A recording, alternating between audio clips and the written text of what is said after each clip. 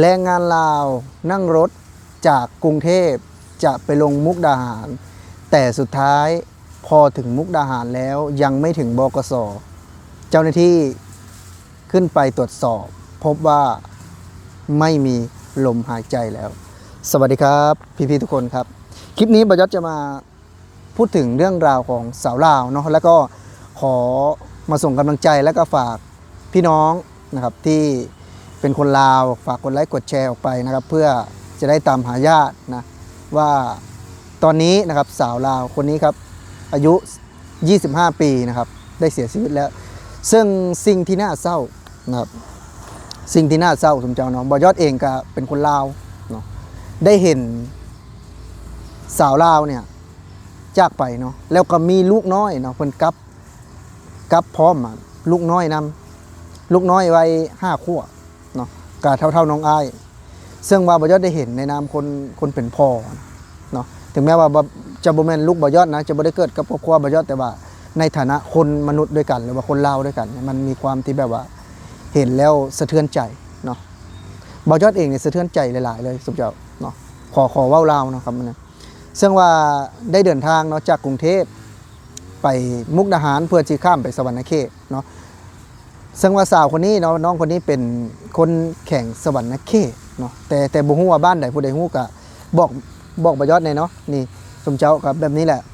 หน้าเนาะอันนี้คือพาสปอร์ตเราแล้วก็มีลูกน้อยเดินทางกลับด้วยกันซึ่งว่าลูกนี่ก็บ่ฮู้เลยเนาะบ่ฮู้ว่าแม่เป็นหยังหรือว่าเกิดหยังขึ้นกับแม่นี่ลูกนี่บ่ฮู้เนาะซึ่งว่าเฮาอะนะบ่แม่นพ่อบ่แม่นแม่แต่ว่าพอได้เห็นแล้วมันก็เป็นตาสงสารเนาะคุณเจ้าเนาะเป็นตาสงสารเป็นตารู้ตนบ่อยากจะถามพี่ๆคนไทยว่าในกรณีที่เกิดเหตุการณ์บ่ทันตั้งตัวแบบนี้เนาะแล้วความรู้สึกของเด็กน้อยนะวัย5 ขวบเนาะในความรู้สึกของเด็กน้อยบ่อยากเชื่อว่ามันคงจะเป็นภาพจำไปตลอดชีวิตซึ่งน้องเองเนาะก็บ่ฮู้ว่าแม่เป็นหยังว่าแม่นอนซื่อๆเนาะว่าบ่ได้เกิดขึ้นหยังกับแม่นี่คือสิ่งที่เกิดขึ้นจริงซึ่งว่าบยศเชื่อแหละในการที่เฮาเดินทางเนาะถ้าสุขภาพบ่แข็งแรงบยศก็ขอเตือนเนาะขอย้ำว่าอย่าเดินทางเพราะว่าการเดินทางแน่นอนว่าเฮาก็บ่ได้รับบ่เต็มตื่นหรอกเนาะซึ่งว่าทางเจ้าหน้าที่เนาะกู้ภัยขึ้นได้ไปตรวจสอบเบิ่งเนาะว่าเพิ่นได้เสียชีวิตประมาณ2 ชั่วโมงเนาะซึ่งว่าได้สอบถามจากเพื่อนที่นั่งขึ้นรถมานำกันเพิ่นว่าอาการเพิ่นบ่ค่อยสู้ดีตั้งแต่ขึ้นมาแล้วนะแต่ก็ยังบ่ทราบแน่ชัดว่าเกิดในกรณีใดสาเหตุใดเนาะยังบ่แน่ชัดว่ามีการโดนวางยาบ่หรือว่ามีการอันนั้นก็ยังบ่ได้ตรวจเนาะถือว่ากับคร่าวๆก็คือแบบว่าเสียชีวิตในประมาณ2 ชั่วโมงแล้วมายศขอส่งกำลังใจเนาะขอส่งกำลังใจให้สาวลาวคนนี้เนาะที่อยากจะกลับไปเยี่ยมพ่อแม่เนาะถือว่ากลับมาดนแล้วก็พาลูกพาเต้าไปเยี่ยมพ่อแม่แต่สุดท้ายก็ยังบ่ถึงฮอดแต่มุกดาหารยังบ่ทันลงบกส.ซั่นเจ้าปกติเนาะเฮาเดินทางไกลนะเวลาใกล้สิฮอดสถานีแต่ละสถานีเพิ่นก็จะลุกขึ้นบอกเนาะทางโชเฟอร์รถแล้วก็จะมีคนที่แบบว่าเขามาแจกขนมแล้วก็มาตรวจสอบผู้โดยสารต่างๆเนาะก็ขึ้นมาปกติที่แบบว่าเตือนเฮาแต่พอเพิ่นเปิดไฟขึ้นเบิ่งก็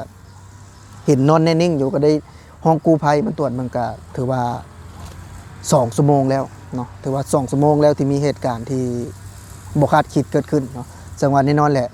คนที่บ่ยัดจะว่าก็เป็นมันจะเป็นตาบาปตลอดเราชีวิตเลย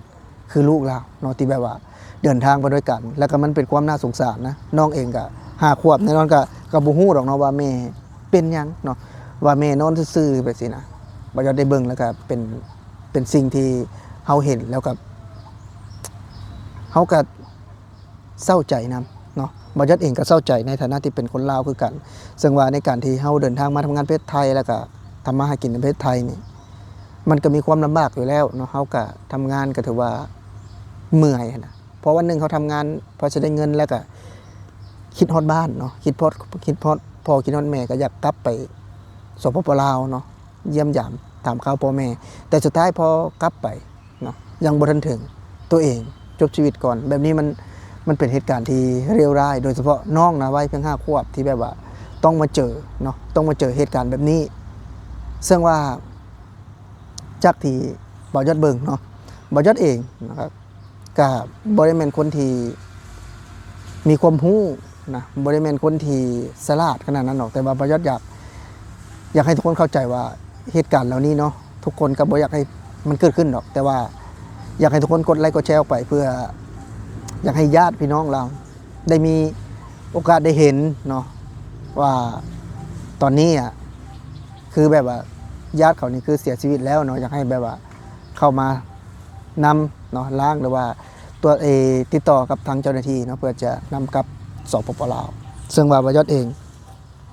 ได้เบิ่งก็ถือว่าสะเทือนใจนะโดยเฉพาะน้องคุณเจ้าเนาะโดยเฉพาะน้องที่ยังบ่มีโอกาสที่จะได้ตอบแทนบุญคุณพ่อแม่ซ้ำเนาะซึ่งว่าแน่นอนแหละน้องเองก็น่าจะเรียนในไทยเนาะก็ขอส่งกำลังใจให้น้องเพิ่นแต่บ่ฮู้ว่าเพิ่นมีผัวบ่ทางนักข่าวเพิ่นก็ยังบ่ได้มาชี้แจงอย่างละเอียดว่าเกิดในลักษณะใดเนาะแต่ว่าเพียงเป็นข่าวๆในบางช่วงบางตอนเนาะที่บ่ยอดยกมาเล่าเรื่องราวให้ทุกคนได้ฟังให้ทุกคนได้เห็นถึงลักษณะในกรณีนี้สมเจ้าเนาะเป็นกรณีที่มันมาแบบบ่ทันตั้งตัวนะโดยเฉพาะ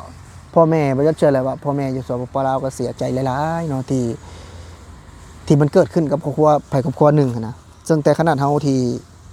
บ่แม่นคนในครอบครัวเดียวกัน แต่ว่าด้วยบ่ยอดเองก็เป็นแรงงานเนาะก็น้องเองก็เป็นแรงงานแล้วก็เป็นคนเป็นพ่อเป็นแม่แน่นอนแล้วความคิดฮอดความคิดถึงมันก็มีอยู่แล้วเนาะแต่สิ่งที่สำคัญคือมันเกิดขึ้นแบบบ่ได้ตั้งใจเนาะแบบบ่ทันได้ตั้งตัวสมเจ้าเนาะเหตุการณ์นี้ก็ถือว่า